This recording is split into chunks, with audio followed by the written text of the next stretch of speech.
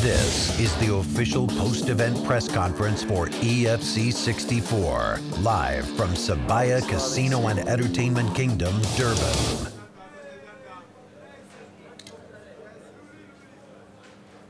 Thank you, Durban. It's always a lot of fun being here, and well done to all these athletes. There were some great fights. We got a whole bunch of performance bonuses going out, starting off with Rudy Roots for his highlight finish, Radley de Vries with a great armbar finish, and to Tupac. He took a fight on 1 day notice and got a great KO. Additional finish bonuses go to Octavio, Chelin, and Cuccinello. And the fight of the night is the bantamweight clash between Ricardo Biko and Devon Cunha. The first question is for Wesley Hawkey. Wesley, about 6 months ago, the clinch came down to Toti and spoke to you and asked you whether or not you thought Donovan had retired too early, and you agreed that he had, and that he'd do very well against a lot of the light heavyweights on the current roster. What makes you sure you're not making a similarly wrong decision? I'm on, okay. You know, I've been doing this for, geez, like 10 years. I think most of the guys here were still wet behind the ears when I came into this EFC. And with my own business that I'm running at the moment, and just being there for my family, training is just getting so much harder for me. I mean, this last camp now, I pushed a good 4 months camp into this fight. I was more focused than anything else on the fight. And geez, like this is MMA and this shit, like this happens. So yeah, it's a bit disappointing, but I think it's time I go on to new ventures, and yeah. This next question is for Jay Cuccinello. Jay, impressive victory tonight. Your undefeated streak remains intact. Just talk us through fight week. You seem very humble. What the victory means for you, and how soon can we see you back in the organization? Yeah, first of all, I'd just like to say to EFC, thank you, Graham. Sorry for having me. It's been amazing. To Wesley as well, you know, in my opinion, the guy still hits hard, so, you know, I don't think he should retire. But, you know, like you say, having a family in the sport, it's not easy. I mean, I haven't, but, you know, I can understand, you know, I do this sport because I love it, and, you know, I work and that, and it is hard just in that life. I had the single life, you know, I have a girlfriend, and we have a good life, but just working hard like I do and training is hard. So having a family, it takes an incredible person to do that. So I take my hat off to him for that. And to answer your question, yeah, when you come to somewhere and you get treated nice and you get looked after, it's why would you not be humble? You know, this place has been awesome. So I'm living my dream, and it's amazing. You know, I'm going to be happy throughout. Whatever happened tonight, I'd still be as happy as I am now. You know, so. My question is for Jose Mar. Jose Mar, congrats on the win. Another impressive win for you. Who would you like to fight next? Thanks for that question. To be honest, I would fight anyone EFC gives me. So I'm ready. All right, question for Vessel. Congratulations on the win. Talk about this version of Ricky Macholas. Talk about your opponent and what you would like next in the organization. Thanks, Cyrus. Yeah, I was really impressed with Ricky. I threw everything at him, and he kept standing. He's definitely not the same man I knew 4 years ago. So congrats to him, and lots of respect to him. Yeah, going forward at this time, I would just like to enjoy this win. It feels like it was so long ago that I had a win.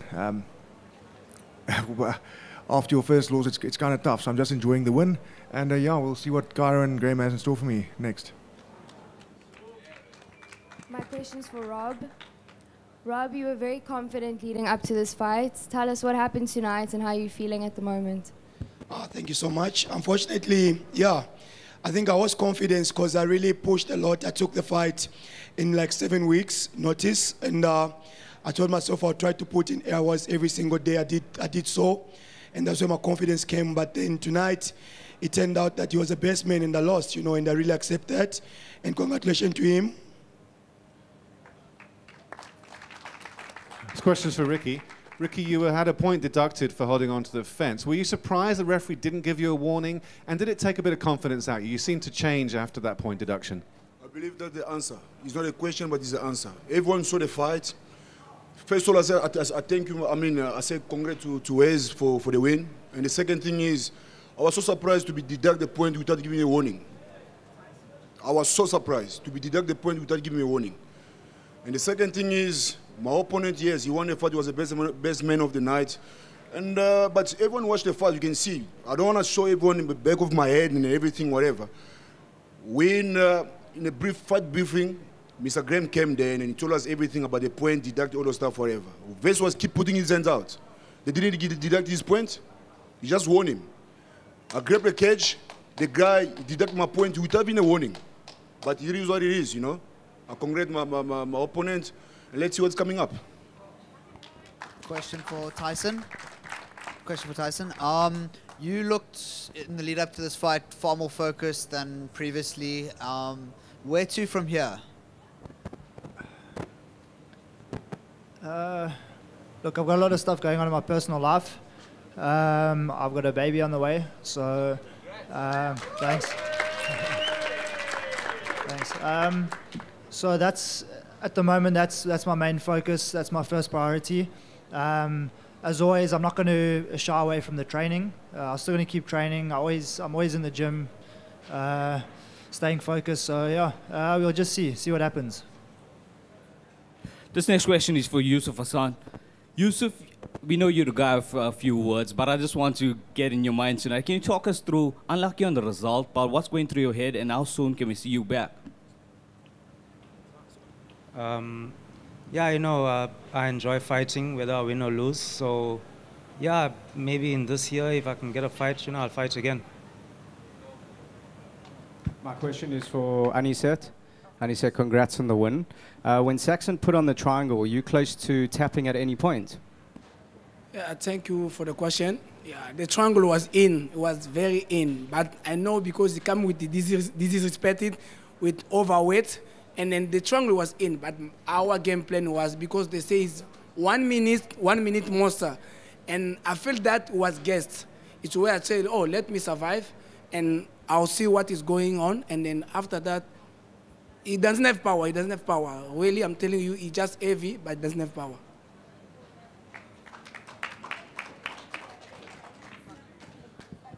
There's questions for Cairo. Cairo, we don't think it can get any better after such a great night of fights in Durban. However, EFC 65 next month, Stuart Austin against champion Doucher. How much are you looking forward to that fight? Yeah, I mean, that fight's really exciting. Stuart was unbelievable against Elvis Moyo, so at light heavyweight, we're really excited to see that. And champion's an awesome champion, and always aggressive, always exciting to watch. So that's a huge fight. But Graham's actually put together an entire international fight card. It's kind of Africa against the world. There's the entire main card. I mean, that's the main event. Then we've got Boyd, the return of Boyd Allen, representing South Africa. He's fighting against Callum from Scotland, also from Dinky Ninja's gym. We got Dion Brunning from South Africa against Gavin Hughes, an undefeated lightweight from the UK. We got BK, he's going to be facing a guy from Portugal, 6-1, and then Elvis Moyo against a new heavyweight from Germany. So it's literally the best of Africa against the best coming in from across the world. So it's a big fight card coming up. Question for Wesley. Where do you see your opponent in the featherweight division now? Jay's good. I think he's got a good chance of getting to the top. My game plan was, if I won the fight, I was going for Cabeza. That was my whole mindset. So he beat me, so he should go for Cabeza. Why must he wait around and go through any other featherweights? I mean, just go straight to the top. The featherweight division is, I don't want to say like dead, but there's no exciting fights there as yet. So yeah, maybe give Jay Cabeza. Lastly, for Cairo, can we have an update on Saxon Datterfield? Sorry, can you say that again? Update on Saxon. Yeah, he has gone to hospital just for a scan, just for a checkup, but I'm sure everything should be good there. That's all for tonight, guys. Next up, we'll see you at Carnival City on the 4th of November for a massive lineup of fights. Good night.